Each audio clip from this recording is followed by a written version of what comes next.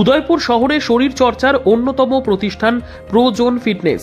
বুধবার উদয়পুর রমেশ চৌমুহনী স্থিত প্রোজন ফিটনেস সেন্টারের উদ্যোগে রক্তদান শিবির হয়। এই রক্তদান শিবিরের সূচনা করেন অর্থমন্ত্রী প্রণজিৎ সিংহ রায়। এছাড়াও উপস্থিত ছিলেন আইনজীবী রঞ্জন কৃষ্ণ দাস, সমাজসেবী গৌতম দাস সহ আরও অনেকেই। এদিন রক্তদান শিবিরে মোট ৩৫ জন রক্তদাতা রক্তদান করেন।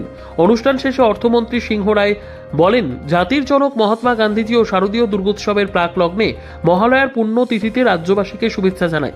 পাশাপাশি প্রোজন ফিটনেস সেন্টারে আয়োজিত এই রক্তদান শিবিরে প্রতিষ্ঠানের কর্ণধার ও রক্তদাতা উদ্যমী যুবককে এই উদ্যোগকে সাধুবাদ জানান মন্ত্রী প্রণজিৎ সিংহ রায়।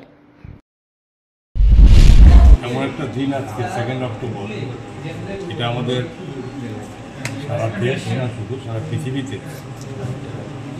যে এই আমাদের জাতির জনক মহাত্মা গান্ধীজির এই জন্মজয়ন্তী খুব মহাসমারোহে যা পালন করা হয়ে থাকে এবং তারই অঙ্গ হচ্ছে প্রত্যেক বছরের ন্যায় আমাদের রাজ্য বিভিন্ন জায়গাতে এটা আমরা উদযাপন করি।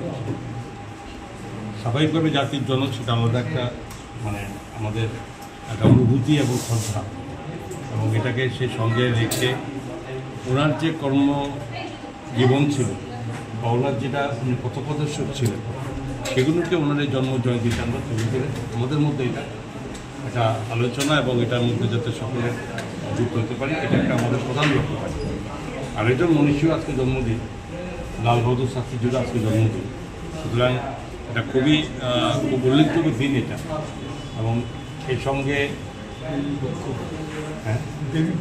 দেবী পক্ষ যেটার আজকে আগমনের সূচনা হবে নবরাত্রি, এবং আমাদের তো রাজ্যের মধ্যে সর্ববৃহৎ অনুষ্ঠান শারদীয়া দেবীর দুর্গোৎসব। আর এটা আমাদের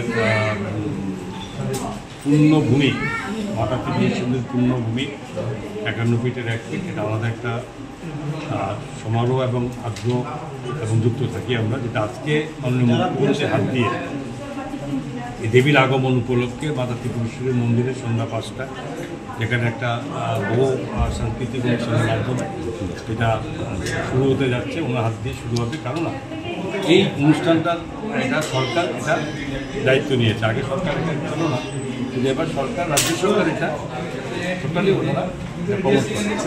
এটার জন্য আজকে প্রথম দিনের আজকে সেটার জন্য প্রধানমন্ত্রী মাননীয় মুখ্যমন্ত্রী যেটা সূচনা করবেন, স্বাভাবিকভাবেই দিনটা এই আমাদের জাতির জনক মহাত্মা গান্ধীজির স্বচ্ছ ভারতের যে প্রোগ্রাম চলছে গত 17 তারিখ থেকে আজকে 2 তারিখে, আজকে ওনার জন্ম দিবসে এটা আমাদের সমাপ্ত হচ্ছে।